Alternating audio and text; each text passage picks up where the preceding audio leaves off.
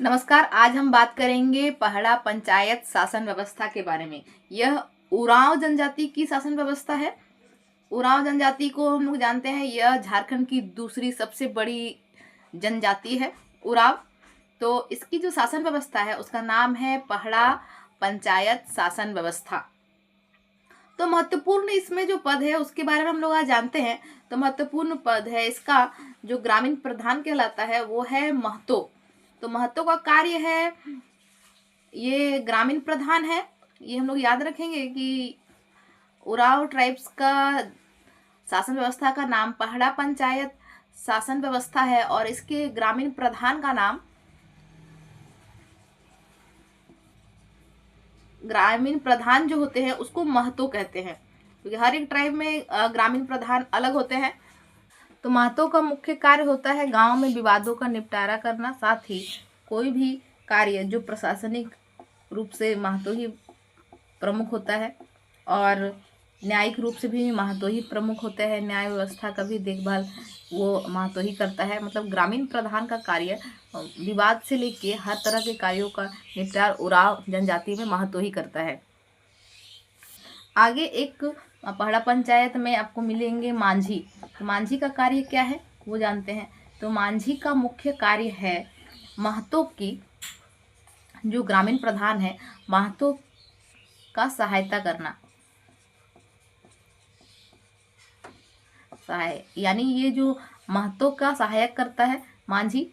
पहला पंचायत, देखिए मांझी पद अगर आता है तो आपको ध्यान देना है कि कौन सा ट्राइब का ये बात, ये उरांव ट्राइब का बात हो रहा है। तो उरांव ट्राइब में महतो जो होता है उसका सहायक मांझी होता है। तो मांझी क्या करता है, यह उसके महतो के यानी ग्रामीण प्रधान के सारे सहयोग का कार्य करता है, यानी इसका संदेश वाहक होता है, संदेश वाहक होता है। तो महतो का सहायक होता है मांझी। और अगर कहा जाए कि पहला पंचायत में संदेश वाहक कौन होता है, तो पहला पंचायत में संदेश वाहक का कार्य मांझी करता है। अगला है पहला राजा। पहला राजा तो एक ग्राम जिसमें की संख्या हो सकती है 5, 7, 11, 21 या 22। इसका एक ग्रुप, यानी 5 गांवों का भी ग्रुप हो सकता है, 7 गांवों का भी ग्रुप हो सकता है, साथ ही 11, 21 या 22 गांवों का एक ग्रुप मिलके एक पहला राजा का डिसाइड करते हैं कि ये पहला राजा है। तो पहला राजा बहुत बड़ा पद रखता है उरांव जनजाति में। तो यह पंचायत का प्रमुख होता है, यानी 5 पंचायत का प्रमुख या 7 पंचायत का प्रमुख, यानी पंचायत का ये प्रमुख होता है जिसमें बहुत सारे गांव आते हैं।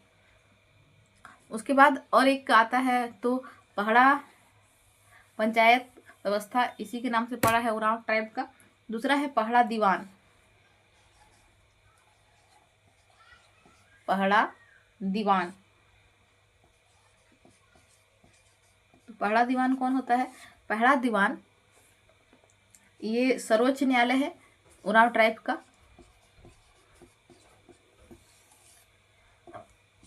सर्वोच्च न्यायालय है उरांव ट्राइब का पहला दीवान। मतलब कोई भी केस अगर पहले मांझी के पास जाता है, उसके बाद वह केस है, कोई मामला है, तो वह पहला राजा के पास जाएगा। अगर वहां सॉल्व नहीं होता है तो पहला दीवान के पास जाएगा। तो पहला दीवान का कार्य क्या होगा? यही है कि ये सर्वोच्च न्यायालय है, मतलब कि उरांव ट्राइब में जितने भी मामले जो सॉल्व नहीं हो पा रहे तो वो हाईएस्ट कोर्ट तक, ये दीवान तक जाएंगे। तो ये सबसे ऊपरी मामला देखता है, ये भी हो सकता है ऊपरी मामला ये देखता है कौन? पहला दीवान। तो अब तक हम रिवीजन कर लेते हैं कि क्या क्या। तो सबसे पहले हम लोगों ने पढ़ा महतो होता है ये ग्रामीण प्रधान है। उसके बाद आया मांझी ये इसकी हेल्प करता है, हेल्पर के रूप में कार्य करता है। उसके बाद महतो से ऊपर का एक पोस्ट है जिसको बोलते हैं पहला राजा। पहड़ा राजा, उससे भी ऊपर का एक पोस्ट है जिसको बोलते हैं पहड़ा दीवान। तो ये त्रिस्तरीय है, दिख रहा है ये कैसे है, ये हाईएस्ट पे होगा, ये सेकंड पे, थर्ड पे ये इसका सहायक है। अब आगे हम लोग देखते हैं कि उराव ट्राइब्स में और एक महत्वपूर्ण पद जो आप लोग हमेशा सुनते हैं वो है धार्मिक प्रधान। तो जो पाहन जो होता है, पाहन वो धार्मिक प्रधान होता है, धार्मिक प्रधान। तो धार्मिक प्रधान जो पाहन है उसका कार्य क्या है, तो उसके कार्य है, पाहन का काम होता है जैसे पूजा पाठ कराना, पूजा पाठ करवाना। पूजा पाठ में बलि भी आ जाती है, किसी प्रकार का पूजा में बलि आना, तथा शादी विवाह करवाना, जन्म मृत्यु संबंधित समय का निर्धारण, कुंडली, जन्म मृत्यु संबंधित ही मामले आएंगे। और साथ ही उराव, जो हमारे उराव ट्राइब्स में अगर पाहन को वेतन दिया जाता है तो उस वेतन को क्या कहते हैं वो आपको बताते हैं। तो पाहन को जमीन दी जाती है वेतन के बदले, टैक्स फ्री ही होता है, उसको बोलते हैं पहनई जमीन। पहनई जमीन ये पाहन को दी जाती है। तो उराव टाइप में जो जमीन दी जाती है पाहन को वो पहनई जमीन होती है। देखिए, तो इसका एक, जो हमारा पाहन है धार्मिक प्रधान, उसका एक सहायक होता है जिसको बोलते हैं बैंगा, उसके बारे में हम लोग जानते हैं। तो बैंगा जो होता है वो पाहन का ही सहयोगी है, ये सहायता करता है। ये कौन किसका सहायता करता है वो आप लोग जानिएगा तो कार्य समझ में आ जाएगा। ये पाहन जो का सहयोगी होता है बैंगा, ये इसकी सहायता करता है। साथ ही यह क्या करता है, ये पाहन जैसे पूजा पाठ के कार्य करता है तो बैंगा का भी वही कार्य होता है, ये उसका अंडर कार्य करता है, तो इसका भी वही कार्य है, मंत्र जाप, और साथ ही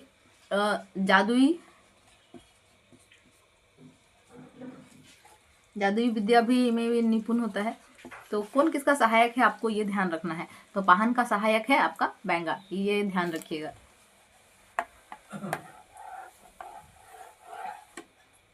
तो जो इसमें पाहन का जो बैंगा है वो गोत्र का भी डिसाइड करता है कि कौन सा क्या गोत्र है। साथ ही ध्यान रखेंगे कि उराव जनजाति का युवा गृह को धूमकुड़िया कहते हैं। एग्जाम में आता है सवाल, धूमकुड़िया।